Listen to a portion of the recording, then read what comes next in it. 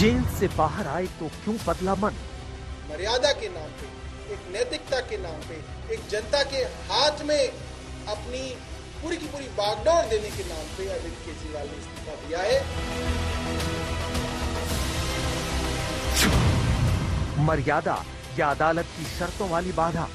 अब इस बार जब बेल दिया इतना दिन बाद, तो चीफ मिनिस्टर पद से एक प्रकार से सस्पेंड है ये। इस्तीफा देंगे, क्या खोएंगे, क्या पाएंगे? अब हम बंद कर देंगे, कहेंगे भाग गए, देखो ये छोड़ के भाग गए। हम भी अब समझदार हो गए, अब हम वैसे बेवकूफ नहीं रहे जो पहले थे। आप नवंबर में चुनाव कराने की बात कर रहे हैं, आप तुरंत मंत्रिमंडल बर्खास्त कीजिए, तुरंत कीजिए और अक्टूबर में चुनाव कराइए।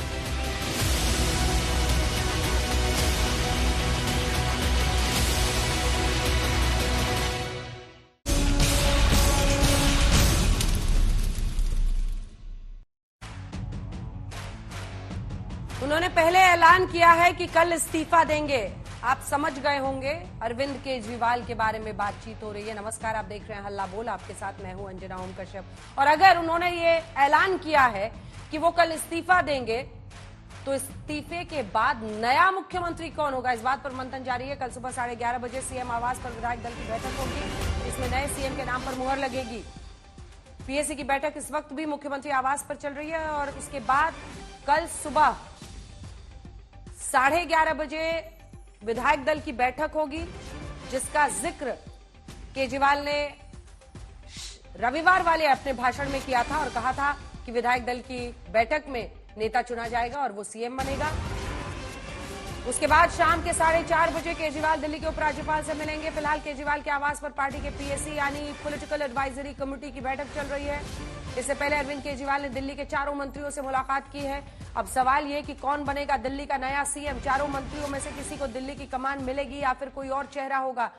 इन्हीं सवालों के जवाब ढूंढने की कोशिश करेंगे। हम आपको दिखाएंगे भी कि आखिर ये जो 4 चेहरे आप देख रहे हैं, इनकी क्या मजबूती है हर चेहरे की और क्या उनकी कमजोरी है, और क्यों यह माना जाता है कि इस रेस में सबसे आगे आतिशी चल रही है। हालांकि कई लोग कैलाश गहलोत का नाम भी बता रहे हैं। बहरहाल सुधांशु त्रिवेदी राष्ट्रीय प्रवक्ता भारतीय जनता पार्टी की, प्रियंका कक्कड़ आम आदमी पार्टी से, आशुतोष वरिष्ठ पत्रकार पॉलिटिकल एनालिस्ट के तौर पर हमारे साथ जुड़ेंगे। लेकिन पहले ये रिपोर्ट।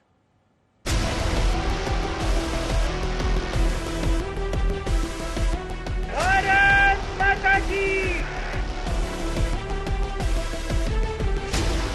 2 दिन के बाद, आज से 2 दिन के बाद मैं सीएम की कुर्सी से इस्तीफा देने जा रहा हूँ।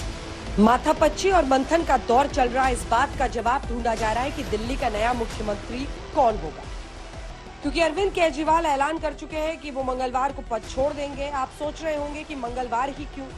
आम आदमी पार्टी के मुताबिक केजरीवाल जो करने जा रहे हैं उसमें भगवान राम और राम भक्त हनुमान का कनेक्शन है।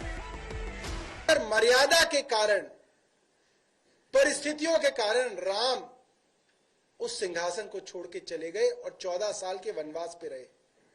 और उनके पीछे जिसको वो सिंहासन मिला, भरत उनके भाई, वो भी उनके खड़ाव रख के इंतजार करते रहे कि राम वापस आएंगे तो अपना जो है काम संभालेंगे।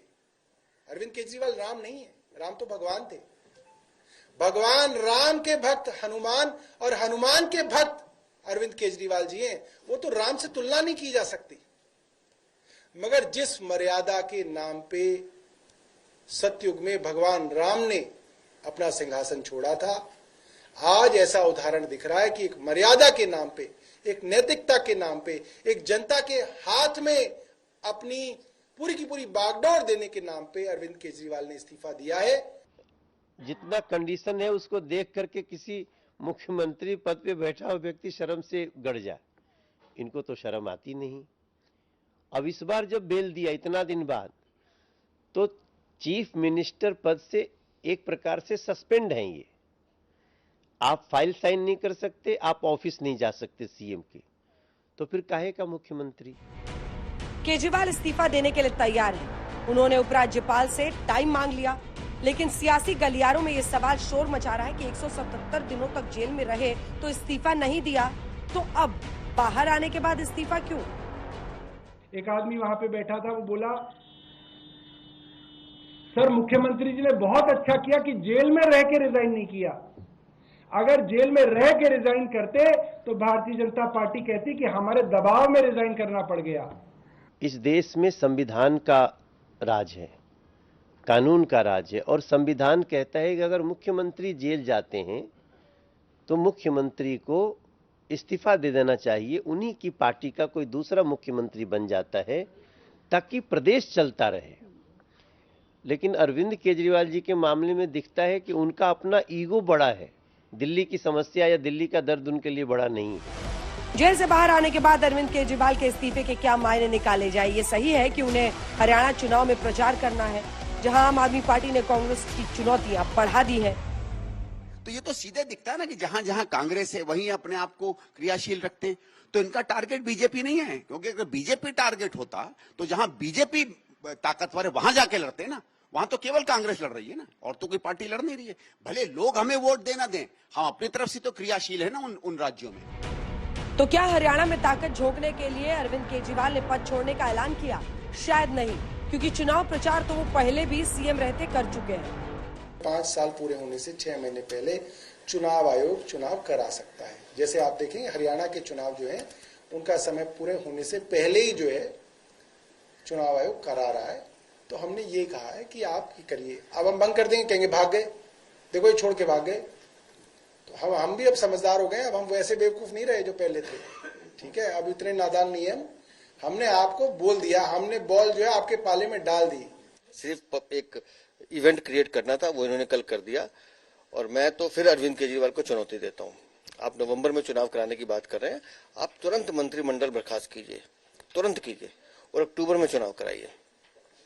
दिल्ली की जनता आपके 10 साल के भ्रष्टाचार से तंग आ चुकी है, वो आपका भ्रष्टाचारी चेहरा देख चुकी है, और वो अब इन चेहरों से मुक्ति चाहती है। अरविंद केजरीवाल के इस्तीफे के फैसले में बड़ी भूमिका अदालत की शर्तों की भी है। कोर्ट ने उन्हें ऑफिस जाने से, फाइलों पर दस्तखत करने से फिलहाल मना किया है।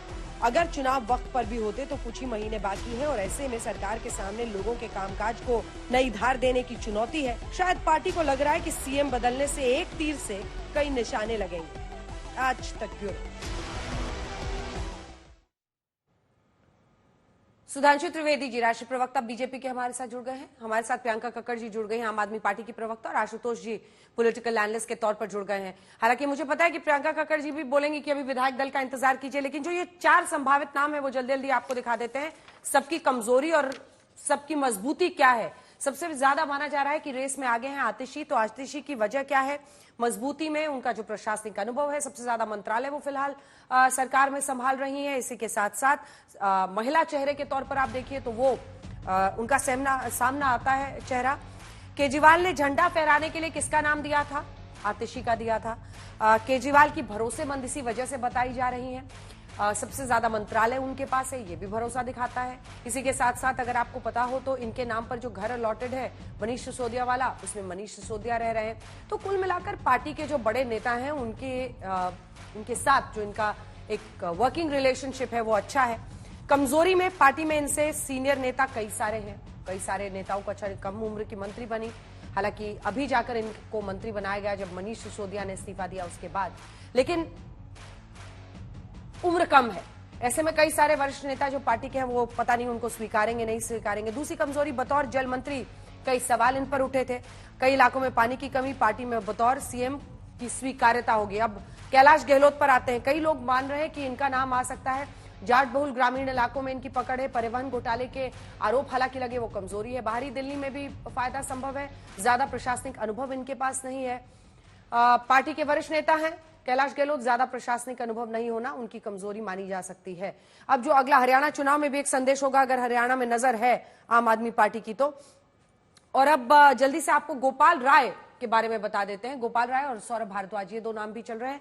जातिगत समीकरण में ये फिट बैठते हैं। स्वास्थ्य कारणों से सक्रियता थोड़ी इनकी कम रही है। हालांकि आंदोलन के दिनों में अगर आप देखें तो सबसे बड़ा चेहरा आंदोलन के उस वक्त पर गोपाल राय माने जाते थे। आपके संस्थापक सदस्य रहे हैं। ज्यादा प्रशासनिक अनुभव हालांकि नहीं है, ये कमजोरी उनकी है। केजरीवाल के भरोसेमंद है, इन पर भी बहुत भरोसा वो करते हैं। ज्यादा प्रशासनिक अनुभव नहीं होना इनकी कमजोरी हो सकती है। अब जल्दी से आपको सौरभ भारद्वाज दिखा देते हैं। केजरीवाल के भरोसेमंद हैं, पार्टी में इनसे कई सीनियर नेता हैं।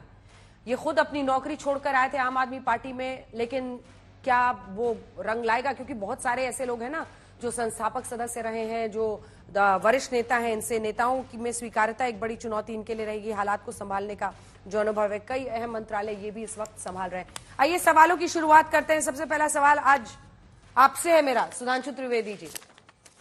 आप लोग कह रहे थे कि बेल क्यों नहीं मिलती, बेल भी मिली। आप लोग कहते थे इस्तीफा क्यों नहीं देते, अब इस्तीफा भी दिया है। ऐसे में क्या दिक्कत है, क्या समस्या है? आप भी कई मुख्यमंत्रियों के इस्तीफा लेते हैं चुनाव में जाने से पहले, एंटी इनकम्बेंसी फाइट करने के लिए, जैसा आपने हरियाणा में किया है, जैसा आपने और भी कई जगहों पर किया है। अंजना जी, समस्या हमारे अंदर नहीं है, समस्या केजरीवाल जी को समझ में आ रही है। देखिए, वो भारत के इतिहास के पहले ऐसे मुख्यमंत्री बने हैं जिन पे सर्वोच्च न्यायालय के द्वारा बाकायदा प्रतिबंध है कि कोई फाइल नहीं साइन कर सकते, ऑफिस नहीं जा सकते, और जिस विषय को लेकर उन पे आरोप है उस पे बयान नहीं दे सकते। यानी तीनों चीजों पे न बोल सकते, न लिख सकते हैं, न कार्यालय जा सकते। तो अब देखिए उनके सामने समस्या क्या आई कि एक टेक्निकल इशू है। अब उन्होंने ये निर्णय क्यों लिया? उनको लगा इस टेक्निकल इशू पे राष्ट्रपति शासन लग सकता है, तो पहले कह दो कि नहीं नहीं हम तो सरकार हटाना चाहते हैं ताकि राष्ट्रपति शासन की संभावना कम हो। दूसरा कारण क्या होगा? बहुत साफ समझने वाली बात है कि उनको अच्छी तरीके से पता है। अभी हम लोग सौरभ भारद्वाज का बाइट देख रहे थे, इसमें आम आदमी पार्टी में कोई भरत नहीं हो सकता। सबने देखा है पिछले 10 सालों में अन्ना हजारे से लेके प्रशांत भूषण, शांति भूषण, योगेंद्र यादव और किरण बेदी से लेके एडमिरल रामदास और सादिया इल्मी, कुमार विश्वास, कितनों को किनारे लगाया है। तो हो सकता है केजरीवाल जी को समझ में आया हो कोई दूसरा सीएम बना तो पता नहीं मुझे कब निपटा दे, तो यह इंश्योर करना है कि वो सीएम कार्यवाहक ही रहे, क्योंकि अगर वो हटेंगे और दूसरा सीएम बनेगा तो कम से कम उसको 3-4 महीना वास्तविक मुख्यमंत्री के रूप में काम करने का मौका मिल सकता है। तो वो ब्लॉक कर देना है कि वो जो रहे तो वो पूरी तरीके से कार्यवाहक रहे, यानी उसके हाथ में वास्तविक पावर न रहे। तीसरी अगर आप बात देखें जो उनके सामने एक समस्या आ सकती है, वो ये भी समस्या हो सकती है कि जब जाड़े का समय आएगा नवंबर दिसंबर में, क्योंकि इन्होंने अब 10 साल हो गए, अब जो प्रदूषण, जो अव्यवस्था, वो पराली जलने से लेके वहां भी इनकी सरकार है, सारी समस्याएं, अब उस परिस्थिति का कोई तर्कसंगत जवाब अब नहीं है। वो सारी चीजें तो इनको लगता होगा उससे पहले यह परिस्थिति हमारी निपट जाए तो ज्यादा बेहतर होगा। तो मुझे लगता है कि आज की डेट में यह नैतिकता का तकाजा नहीं है, यह उनकी आवश्यकता की मजबूरी है। और मैं एक लाइन और कह दूं अंजना जी, आज की जनरेशन को याद नहीं होगा मगर आशुतोष जी को याद होगा, टेस्ट मैच का जमाना रहा नहीं, अब तो वनडे और 2020 का जमाना है। टेस्ट मैच में एक व्यवस्था होती थी नाइट वॉचमैन, यानी 5 दिन का मैच होता था, किसी दिन मैच में आखिरी के 10-15 मिनट पहले कोई बैट्समैन आउट हो जाए तो फिर किसी मुख्य बल्लेबाज को बैटिंग ऑर्डर में वहां नहीं भेजा जाता था, क्योंकि डर रहता था वो भी ना आउट हो जाए आखिरी के 10 मिनट में।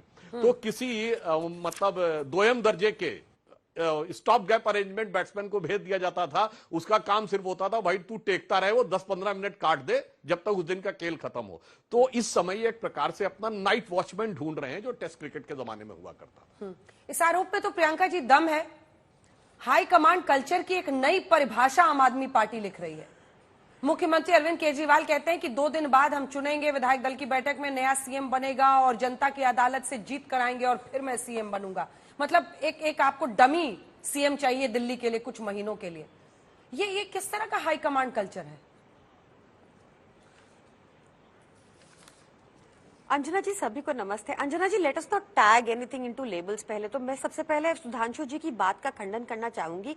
उन्होंने फिर से दुष्प्रचार करके आपको कहा कि सीएम को कोई फाइल करने की अनुमति नहीं है। सुप्रीम कोर्ट ने ऐसा कहा है। सुप्रीम कोर्ट के ऑर्डर को मिस कोट करना, मिस इंटरप्रेट करना एक कॉन्स्टिट्यूशनल पद पे बैठे हुए व्यक्ति को बिल्कुल शोभा नहीं देता। उनको माफी मांगनी चाहिए। सुप्रीम कोर्ट ने अपने ऑर्डर में साफ साफ लिखा हुआ है कि सीएम सारी फाइल साइन कर सकते हैं, वो वाली फाइल्स जो एलजी को जानी होती हैं। दिल्ली में यूटी स्ट्रक्चर है, काउंसिल ऑफ मिनिस्टर्स फाइलें साइन करते हैं अपने विभाग की, और सीएम सिर्फ वही फाइलें साइन करते हैं दिल्ली में जो वैसे भी एलजी को जानी होती हैं। इतनी ही फाइलें वो पहले भी साइन करते थे। ये उनको साइन करना पुराने ऑर्डर में भी अलाउड है और इस बार के ऑर्डर में भी अलाउड है। और मैं आपको एक चीज और बता देती हूँ, कानूनी तौर पर कॉन्स्टिट्यूशनल, एक सुप्रीम कोर्ट कभी भी एक चुने हुए मुख्यमंत्री का, एक इलेक्टेड मुख्यमंत्री की पावर्स कर्टेल नहीं कर सकता। ये कानूनी रूप से इनकरेक्ट है। तो भाजपा का ये दुष्प्रचार बंद हो जाना चाहिए जो 2-3 दिन से चल रहा है। पहली चीज। दूसरी चीज चित्रा जी, आप देखिए कि अरविंद केजरीवाल जी वो व्यक्ति हैं जिन्होंने लगातार जमीन पे काम किया, अपनी एक बहुत कुशल नौकरी, जहां वो, आपको पता है कि हमारे देश में कितना करप्शन और पैसे बनाने के कितने तरीके हैं। जब से मोदी सरकार आई है, हम करप्शन परसेप्शन इंडेक्स में और आगे बढ़ चुके हैं। हम एशिया की मोस्ट करप्ट कंट्री हो चुके हैं। शायद ग्लोबली भी हमारा रैंक काफी हाई हो चुका है, थैंक्स टू मोदी जी।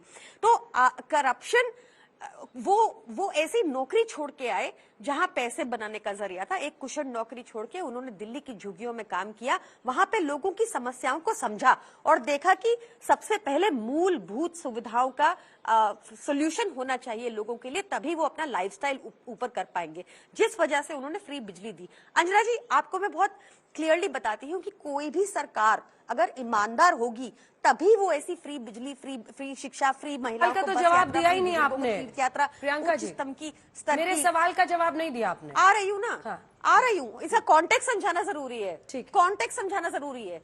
ये देखिए, एक ईमानदार व्यक्ति ने जो अपने पैसे बनाने का सारा साधन छोड़ दिया, उस ईमानदार व्यक्ति की सिर्फ छवि खराब करने की कोशिश की है भाजपा ने जब से हम सत्ता में आए हैं। और पिछले 3 साल से तो बहुत ही ज्यादा एक तथाकथित शराब घोटाला बोल के। शराब घोटाले में भी क्या हुआ, कोर्ट ने तो हमें कह दिया, ईडी कोर्ट ने कहा कि अरविंद केजरीवाल जी के खिलाफ कोई प्रमाण नहीं मिला, ऐसा पैरा 26 में लिखा है, पैरा 24 में लिखा है कि ईडी द्वेष की भावना से काम कर रही थी। सुप्रीम कोर्ट ने कह दिया कि तोता है, सीबीआई की तरह, तोते की तरह काम कर रही है, भाजपा ने साजिश रची है तभी उनको अंदर रखा। ये सारी बातें कोर्ट ने कह दी और बेल दी। उसके बाद भी एक ईमानदार व्यक्ति के लिए सबसे ज्यादा कठिन क्या होता है, जब आप उसकी छवि धूमिल करो। पैसे तो उन्होंने कमाई नहीं, बैंक अकाउंट तो उनके खाली हैं। जब पैसे कमाई नहीं, आप उनकी बार बार छवि को अटैक कर रहे हो, तब जाके उन्होंने ये फैसला लिया कि अब वो अग्नि परीक्षा देंगे, जनता के बीच में जाएंगे, जनता से पूछेंगे ईमानदार है कि नहीं। तो ये जो लड़ाई आज है, ये कट्टर ईमानदार वर्सेस कट्टर बेईमान की है। ये इसलिए उनको इस्तीफा देना पड़ा। आपने मेरे सवाल का जवाब ही नहीं दिया। मैं आपसे पूछ रही हूं कि जो नेता बनेगा सीएम, वो बाकी सारे, केजरीवाल जी को छोड़कर बाकी सारे डमी नेता हैं क्या आम आदमी पार्टी में, कि तुम कुछ दिनों के लिए वहां पर सीएम बनो, मैं फिर जीत कर आऊंगा, मैं ही सीएम बनूंगा। देखिए ना, जो ओरिजिनल आपकी पार्टी का संविधान था, वही मुख्यमंत्री, वही संयोजक, आपका ओरिजिनल संविधान कहता था कि उस संविधान के मुताबिक no member will hold the same post as an office bearer for more than 2 consecutive terms of 3 years each. लेकिन जैसे ही 21 जनवरी 2021 को आपने संशोधन किया और उसमें आपने कुल 14 संशोधन किए और ये सुनिश्चित किया कि 5 साल तक लगातार जितनी बार चाहे अरविंद केजरीवाल संयोजक भी रह सकते हैं, मुख्यमंत्री भी वही, संयोजक भी वही। मुख्यमंत्री फिर अगर जीतती है पार्टी वही बनेंगे। हाँ, बीच में तो बाकी आम आदमी पार्टी के नेता क्या डमी नेता हैं? ये मेरा प्रश्न था। हमारे टॉप लीडरशिप, आम आदमी पार्टी का एक एक कार्यकर्ता अरविंद केजरीवाल जी की विजन को समर्पित है, जो वो देश के लिए करना चाहते हैं। तो हमें इसमें कोई प्रॉब्लम नहीं है और ना ही हम चाहेंगे। वही राष्ट्रीय संयोजक हमें चाहिए, क्योंकि उनकी जो विजन है बहुत बड़ी है, देश के लिए है कि हर बच्चे को अच्छी शिक्षा मिले, फ्री शिक्षा मिले, ड्राइवर का बच्चा भी IAS IIT पास करे। ये उनकी विजन है, इससे हम जुड़े हुए। अभी विधायक दलों की बैठक, अभी PAC की बैठक चल रही है और कल सुबह विधायक दल की बैठक है। अगर सिर्फ हाईकमांड की बात होती तो ये चर्चा करने की जरूरत क्यों थी? हम भी मोदी जी की तरह चुनाव से पहले गुजरात में उन्होंने हटा दिया था रूपानी जी को, बिना, जिन्होंने हेलीकॉप्टर खरीदा था जनता के पैसे से, कोविड में जहां पे बहुत सारी डेथ्स हुई थी, उन्होंने तुरंत हटा दिया था चुनाव से पहले। हम भी ऐसा कर सकते थे, पर हमारे यहाँ पे ये डेमोक्रेटिक प्रोसेस का सीधा प्रमाण है कि एज वी स्पीक PAC की बैठक चल रही है, कल सुबह विधायक दल की बैठक होगी। हमारे यहाँ चर्चा से, डेमोक्रेसी से, पार्टिसिपेटिव फॉर्म ऑफ गवर्नेंस से तब चीजें चलती हैं। ठीक, इससे सहमत है आशुतोष जी? आपने तो इस पार्टी को बहुत करीब से देखा है। वो कह रहे हैं कि विधायक दल की, इसके बाद तुरंत आ रही हूं सुधांशु जी, विधायक दल की बैठक में कल चर्चा होगी, फिर नाम पर मुहर लगेगी, फिर तय होगा सीएम कौन बनेगा। कम से कम 3 दशक से तो मैं सारी राजनीतिक पार्टियों को देख ही रहा हूं। सारी राजनीतिक पार्टियों में तय तो हाईकमान ही करता है। भारतीय जनता पार्टी भी मुख्यमंत्री तो नरेंद्र मोदी जी ही करते हैं, कांग्रेस पार्टी में राहुल गांधी सोनिया गांधी करते हैं और आम आदमी पार्टी में अरविंद केजरीवाल करते हैं, तो उसमें आश्चर्य कैसा? इसमें किसी तरीके का कोई आश्चर्य नहीं होना चाहिए। आश्चर्य इस बात को लेकर यह है कि आम आदमी पार्टी ने जब अपना आंदोलन शुरू किया था और जब पार्टी बनाई थी तो वो आलाकमान कल्चर के सख्त खिलाफ थे, और आज की तारीख में आम आदमी पार्टी में जितना जबरदस्त तरीके से आलाकमान कल्चर है उतना आलाकमान कल्चर तो शायद बीजेपी और कांग्रेस में भी नहीं होगा। इसलिए हैरानी होती है, अन्यथा कोई हैरानी की बात नहीं है। जहां तक नए मुख्यमंत्री का विधायक दल की बैठक का सवाल है, तो वो एक संवैधानिक प्रक्रिया है, उस संवैधानिक प्रक्रिया का पालन करना होगा।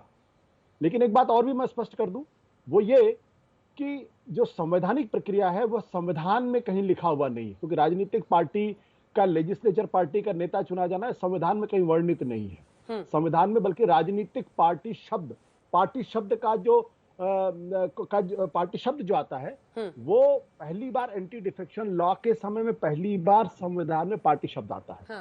तो इसलिए ये कोई जरूरी उस लिहाज से नहीं है। लेकिन चूंकि एक संवैधानिक परंपरा है कि लेजिस्लेचर पार्टी अपना नेता चुनती है, जो लेजिस्लेचर पार्टी अपना नेता चुनती है वही दरअसल विधानसभा का नेता होता है और वही मुख्यमंत्री होता है, तो उस प्रक्रिया का पालन यहाँ पे होगा। लेकिन ये समझना कि विधायक नेता चुनेंगे, मुझे लगता है इस गलतफहमी में नहीं रहना चाहिए। चुनाव तो सिर्फ अरविंद केजरीवाल ही करेंगे और उन्हीं का चयन होगा जिस पर उनको सबसे ज्यादा भरोसा होगा कि वो आगे चल के न तो चंपई सोरेन बने, न जीतन राम मांझी बने, न कुछ और बने।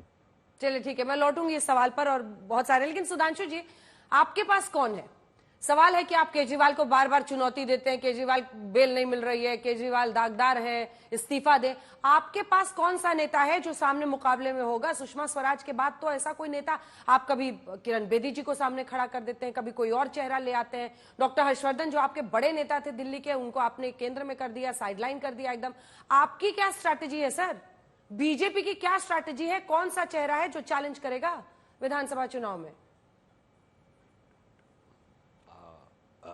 बिल्कुल हम बताते हैं। देखिए, पहली बात जो आशुतोष जी ने बात कही वो उन्होंने एक बहुत ही गंभीर और टेक्निकल पॉइंट कहा, मैं उस पॉइंट का समर्थन करता हूं। कॉन्स्टिट्यूशन में थोड़ा सा एक बड़ा सेंसिटिव ग्रे एरिया कहती है इनकी पार्टी हमारे यहाँ लेजिस्लेचर पार्टी और पार्लियामेंट्री पार्टी तो डिफाइंड है। नहीं, मैं उसी पॉइंट पे आ रहा हूं। लेजिस्लेचर पार्टी और पार्लियामेंट्री पार्टी तो डिफाइंड है, यानी विधायक दल और संसदीय दल डिफाइंड है, पॉलिटिकल पार्टी की डेफिनेशन ही नहीं है। और इसका भयंकर दुरुपयोग भारत के राजनीतिक दलों ने 70 साल में किया है। अब हाई कमान कल्चर क्या होता है वो मैं बताना चाहता हूं। हाई कमान, जो आशुतोष जी ने ठीक कहा, 30 वर्षों से वो देख रहे हैं, 30-35 वर्षों से हाई कमान कल्चर ये होता है कि अगर 40 साल पहले राजीव गांधी हाई कमान थे तो आज राहुल गांधी हाई कमान है। 40 साल पहले याद कर दीजिए, अटल जी और अडवाणी जी थे। 90 के दशक के शुरू में जब आपने कहा तो डॉक्टर जोशी अध्यक्ष थे और अडवाणी जी नेता प्रतिपक्ष थे। उसके बाद फिर 2000 के दशक में अटल जी अडवाणी जी थे। 2010 में जब नितिन गडकरी जी अध्यक्ष थे, उस समय तो मोदी जी हमारे पार्लियामेंट्री बोर्ड के मेंबर भी नहीं थे। बाद में वो 2013 मेंबर बने, साथ में भी रहे थे वो। तब सुषमा स्वराज जी, अरुण जेटली जी और नितिन गडकरी जी और राजनाथ जी हाई कमान थे। फिर 2010 में मोदी जी आए, तब मोदी जी राजनाथ जी हाई कमान हो गए। तो जिसको आप हाई कमान कह रहे हैं, वो हाई कमान हमारे यहाँ नहीं होता, शीर्ष नेतृत्व होता है, जो समय समय पर योग्य नेताओं को आगे बढ़ाकर पार्टी को नेतृत्व देता है। हाई कमान वो होता है कि नई नवेली पार्टी है, जब से बनी तब से ही केजरीवाल जी हाई कमान है। 1990 से समाजवादी पार्टी बनी है तो मुलायम सिंह का परिवार हाई कमान है। लालू जी की पार्टी बनी है तो उनका परिवार हाई कमान है। अब मैं इस बात का भी उत्तर देता हूं जो प्रियंका जी ने कही। देखिए, उनको संभवतः जानकारी नहीं थी या उन्होंने जानकर अवॉइड करने का प्रयास किया। प्रियंका जी, सर्वोच्च न्यायालय को पूरा अधिकार है मुख्यमंत्री नहीं राज्यपाल को भी निर्देश देने का।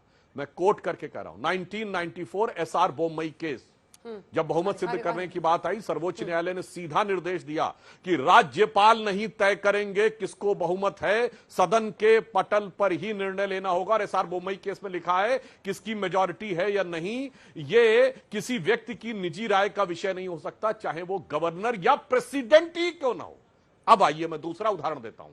22 फरवरी 1998 उत्तर प्रदेश में, जब आज हमारी पार्टी में जगदम्बिका पाल जी कांग्रेस और विपक्षी दलों के समर्थन से शपथ दिलाई गई थी और कल्याण सिंह जी मुख्यमंत्री थे। सीधा निर्देश था हाई कोर्ट का, दोनों में से कोई मुख्यमंत्री अगले 48 घंटे तक कोई निर्णय नहीं लेगा, कोई साइन नहीं करेगा और सीधा निर्देश उत्तर प्रदेश विधानसभा को था, सत्र बुलाया जाएगा और एक ही एजेंडा होगा, बहुमत साबित करना, इसके अलावा कुछ नहीं होगा। तो मैंने 2 उदाहरण देख के दिया। तो इस प्रकार से यह बात कहना कि साहब सर्वोच्च न्यायालय दे नहीं सकता। तीसरी आपत्तिजनक बात आपने कही कि ऐसी नौकरी में थे जिसमें पैसा बना सकते थे, मतलब सारे IRS ऑफिसर जो है वो क्या पैसा बनाने के लिए नौकरी करते हैं? इस पे IRS एसोसिएशन आपत्ति भी दर्ज कर चुकी है। तीसरा आपने कहा पैसे उनके अकाउंट में तो पैसा रहा नहीं, तो हर आदमी ये समझता है कि जो आदमी IRS ऑफिसर रहा हो वो इतना तो बचकाना नहीं हो सकता कि जो उसने पैसा कुछ किया भी होगा वो अपने अकाउंट में रखेगा।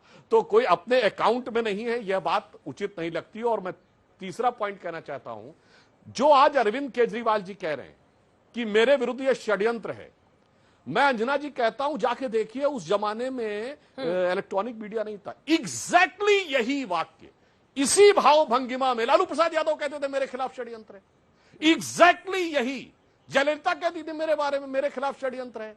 झारखंड मुक्ति मोर्चा रिश्वत कांड में साबित होने के बावजूद यही एग्जैक्टली यही आरोप लगाते थे शिबू सोरेन कि मैं तो सीधा साधा ट्राइबल आदमी, मेरे पीछे पड़ गए 1 करोड़ रुपए के लिए, और दिल्ली में बड़का बड़का आदमी 100-100 करोड़ अंदर कर देता, उसका कुछ नहीं होता। तो आज ये सिर्फ भ्रष्टाचार में आरोपी नहीं हुए, भाषा शैली शब्द वही होने लगे जो दूसरों के लिए होते थे। इसलिए हम ये कहना चाहते हैं। और जो आपने कहा कि कौन होगा क्या होगा, तो हमारी तो 1998 के बाद से कभी सरकार नहीं बनी। मानवीय बात है, 26 साल में नेतृत्व की व्यवस्था इतनी बदल जाती है, तो मानवीय बात है आप कोई जो हमारे सीएम रहे थे, जो बड़े नेता रहे थे, उनमें से कोई नहीं आज की स्थिति में है। तो मानवीय बात है हमारी स्थिति अलग है वर्तमान समय में। जिस समय हमारा स्थापित नेतृत्व हुआ करता था मदन लाल खुराना जी से लेके और सुषमा स्वराज जी से लेके और डॉक्टर हर्षवर्धन तक, तो हम सिर्फ ये कहना चाहते हैं। सुनिए सुधांशु जी एक सेकंड, सुधांशु जी एक सेकंड, सुधांशु जी सुनिए। सवाल क्या है कि अरविंद केजरीवाल कह रहे हैं कि जनता का फैसला ही मेरी ईमानदारी या बेईमानी पर मैंडेट होगा, इसलिए चुनाव बड़ा है। अगर चुनाव बड़ा है तो उनके लिए भी है, आपके लिए भी है। तो आपके पास क्या तरीका है? पिछली बार आपने देखा था जब उन्होंने इस्तीफा दिया था, उसके बाद किस तरह की सीटों के साथ अंजना जी सुनिए, अंजना जी ये बचकाना और शातिराना तर्क है। मैं देश के दर्शकों से कहूंगा, देखो भाई इनकी ये फितरत, भ्रष्टाचार का आरोप लग के जयललिता दोबारा सत्ता में आई, भ्रष्टाचार का आरोप लग के करुणानिधि दोबारा सत्ता में आए, डिस्प्रपोर्शनेट एसेट का केस के बाद मायावती को स्पष्ट बहुमत मिला, समाजवादी पार्टी को स्पष्ट बहुमत मिला, लालू यादव जेल जाने के बाद दोबारा आए, तो फिर काहे कहते थे बेईमान है? काहे कहते थे बेईमान है भाई? जनता का तो प्रचंड बहुमत उन्हें मिल चुका था। ये उस समय कैसे चीख चीख के कहते थे सारी संसद चोर है, सब बेईमान है, ये आदमी इतना, वो तो सब बहुमत पा। और आज मैंने कहा ना, वही भाषा पे आ गए, वही भाषा पे आ गए, मेरे खिलाफ षड्यंत्र है और मैं चुनाव जीत जाऊंगा तो मैं ईमानदार हूं। यही तो मायावती, लालू, जयललिता, करुणानिधि सब यही कहते थे। तो जिसे कहते हैं रफ्ता रफ्ता वो मेरी हस्ती का साया हो गए। आज सारे भ्रष्ट नेता भारत की राजनीति के केजरीवाल जी के लिए यही कह रहे होंगे। चलिए ठीक है, प्रियंका जी अब आपके पास आते हुए और एक बार फिर टेक 2 में भी कोशिश कीजिएगा, मेरे सवाल का जवाब दीजिए। क्योंकि देखिए मार्च के महीने में पिछले साल इस साल अरविंद केजरीवाल अरेस्ट हुए थे, 177 दिन जेल में काट चुके हैं। 23 फरवरी तक दिल्ली सरकार का टर्म है, तो फरवरी के महीने तक तो सरकार बन ही जाएगी। लगभग 1 साल या तो जेल वाला सीएम या फिर कोई डमी सीएम। दिल्ली वालों की क्या गलती है?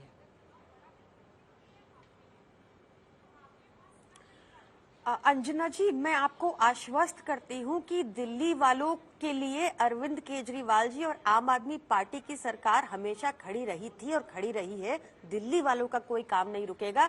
भाजपा ने जितनी बाधाएं डाली है ना एलजी के थ्रू, अंजना जी, जो काम हम 5 साल में कर सकते थे उनको करने में 8 साल लग गए, क्योंकि इन्होंने ऐसी कॉन्स्टिट्यूशनल ऑब्स्टिकल्स क्रिएट किए। मतलब पहले तो ये खरीद फरोख्त और फाइलों पे बैठ जाते थे, ऐसी हरकतें करते थे। इस बार तो इन्होंने सर्विसेज भी स्नैच की, सुप्रीम कोर्ट के ऑर्डर को पलट दिया, वो सब भी किया जो आप जानती हैं। पर हम जनता का कोई काम नहीं रुकने देंगे, ये आपको आश्वस्त करते हैं, क्योंकि हम मुद्दों की राजनीति करने वाली पार्टी है। पर मेरे को आपको बताना है कि सुधांशु जी कितने चतुर है शब्दों के साथ। देखिए उन्होंने आपको फिर झूठ परोसा, मुझ पे तोहमत लगा रहे हैं कि हो सकता है कि IAS एसोसिएशन को मेरे पीछे आना चाहिए क्योंकि मैंने ऐसा बोला। पर खुद बोले कि IRS अफसर इतना चतुर होता है कि अगर उसने करप्शन किया होगा तो बैंक अकाउंट में पैसा नहीं रखा होगा। ये सुधांशु जी के शब्द है। दूसरी बात सुनिए सुधांशु जी की, कहते हैं कि कोर्ट कभी भी डायरेक्शन दे सकता है। उपराज्यपाल और राज्यपाल को बोमई केस में दी थी और कहा था कि सिर्फ फ्लोर टेस्ट कराओ, ये कराओ।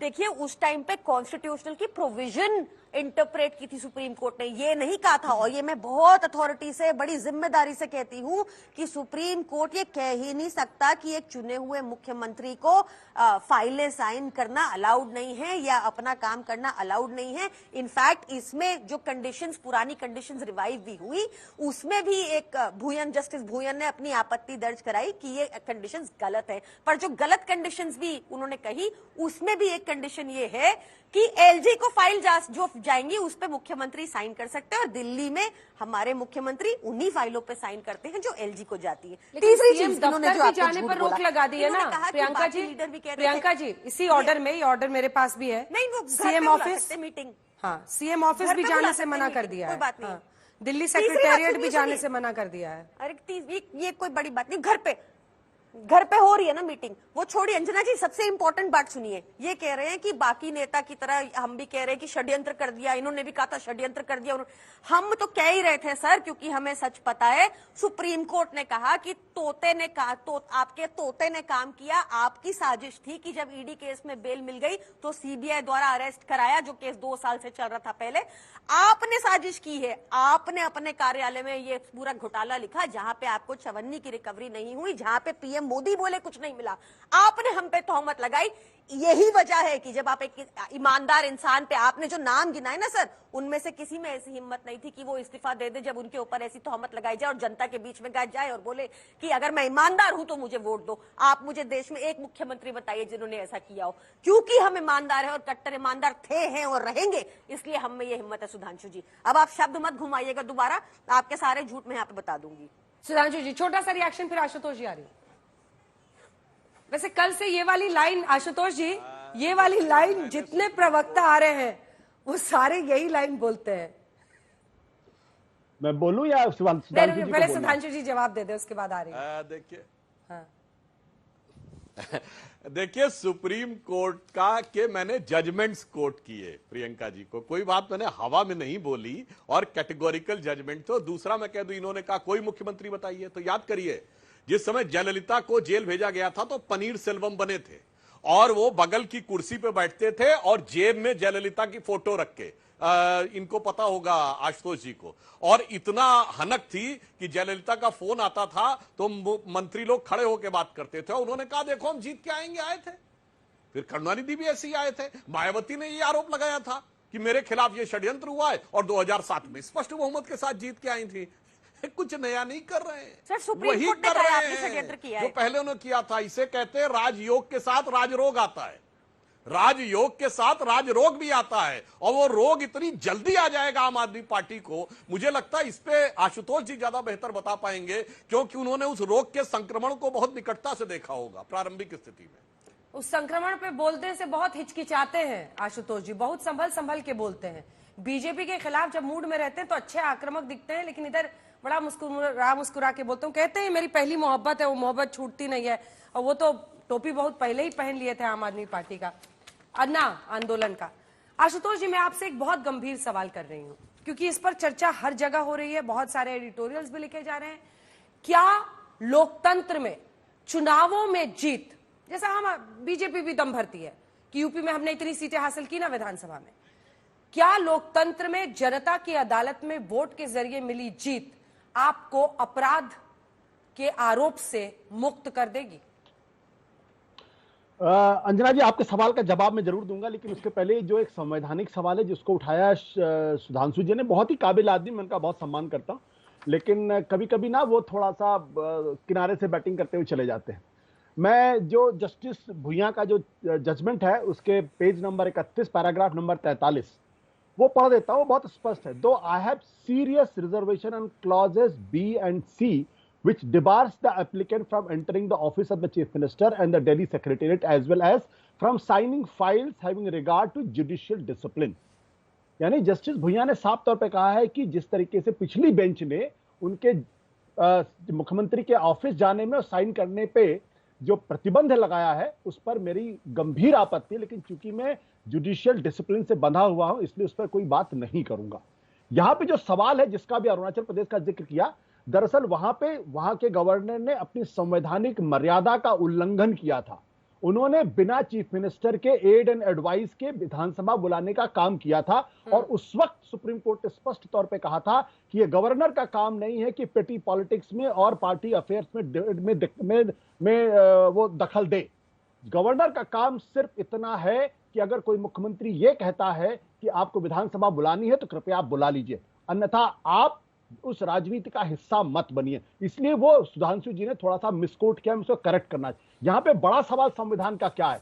मान लीजिए कल जुडिशियरी ये सुप्रीम कोर्ट ये कह दे कि पार्लियामेंट को इन 3 विषय पे कानून बनाने का सर प्लीज, अगर कल सुप्रीम कोर्ट ये कहे कि पार्लियामेंट को इन 3 विषय पे कानून बनाने का अधिकार नहीं है, तो ये सुप्रीम कोर्ट अपने संवैधानिक ज्यूरिसडिक्शन को लांघेगा, जो गलत है।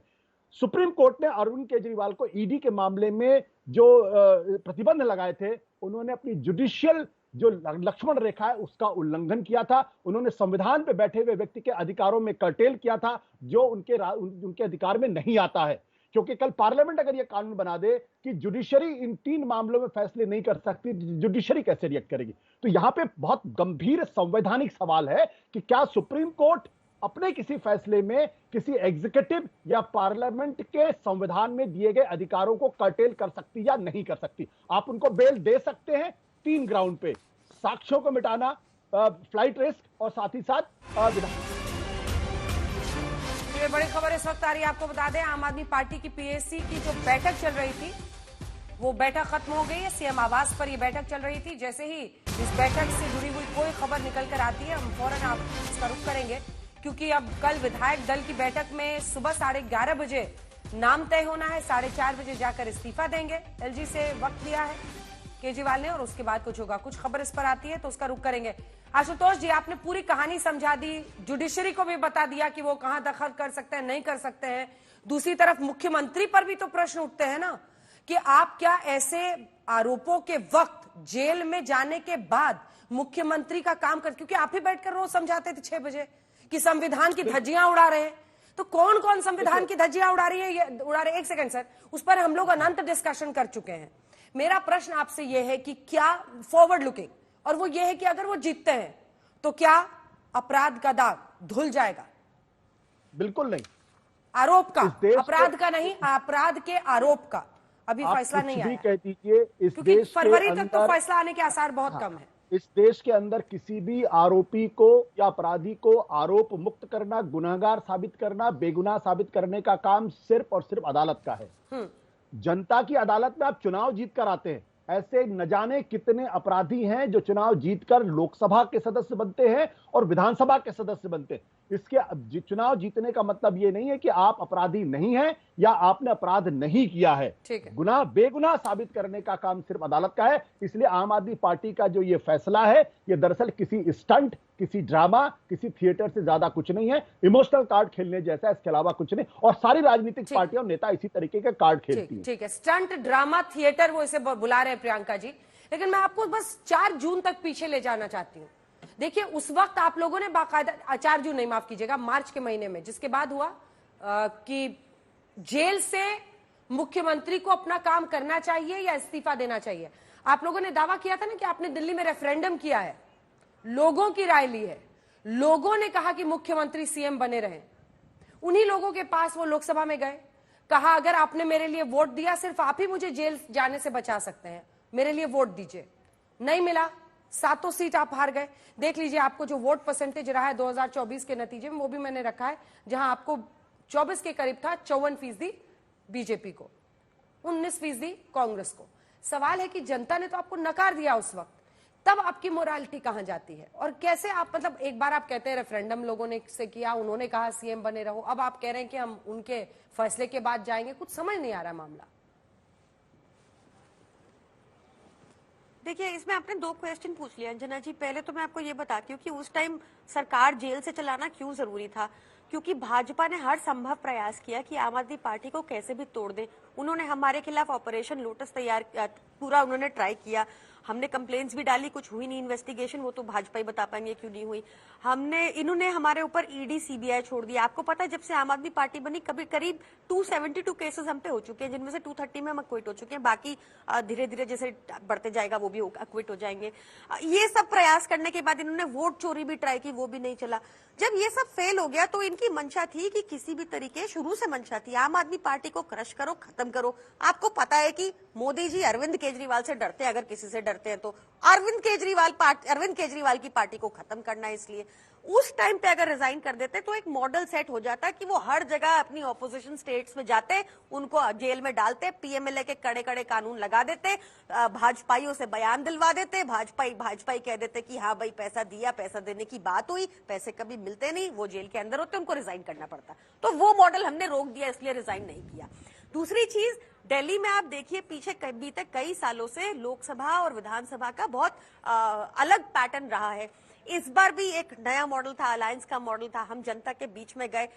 आपको मैं ये आश्वस्त कर सकती हूं कि आगामी विधानसभा में भाजपा के जो 8 विधायक बचे हैं वो 8 भी नहीं बचेंगे। इनके पास एक स्कूटी पे ले जाने लायक भी विधायक नहीं रहेंगे इस बार, क्योंकि अब बहुत साफ हो गया है। बार बार सुप्रीम कोर्ट की दुहाई दे रहे सुधांशु जी, तो सुप्रीम कोर्ट ने बहुत साफ किया कि साजिश हुई थी, इसलिए अरविंद केजरीवाल जी को जेल में रखा गया।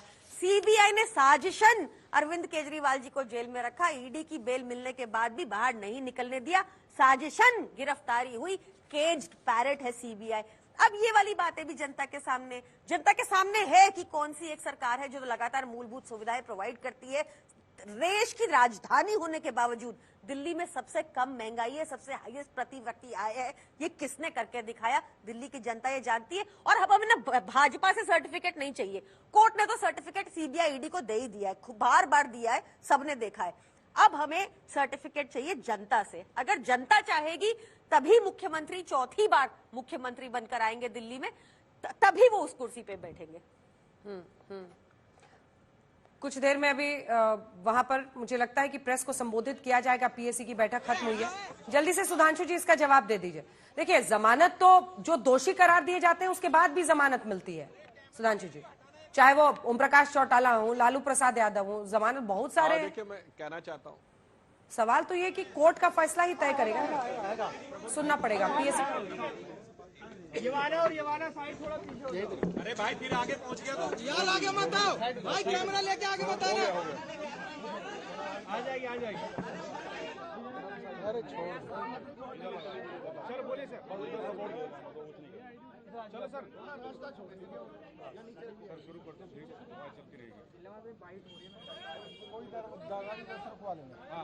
शुरू करें।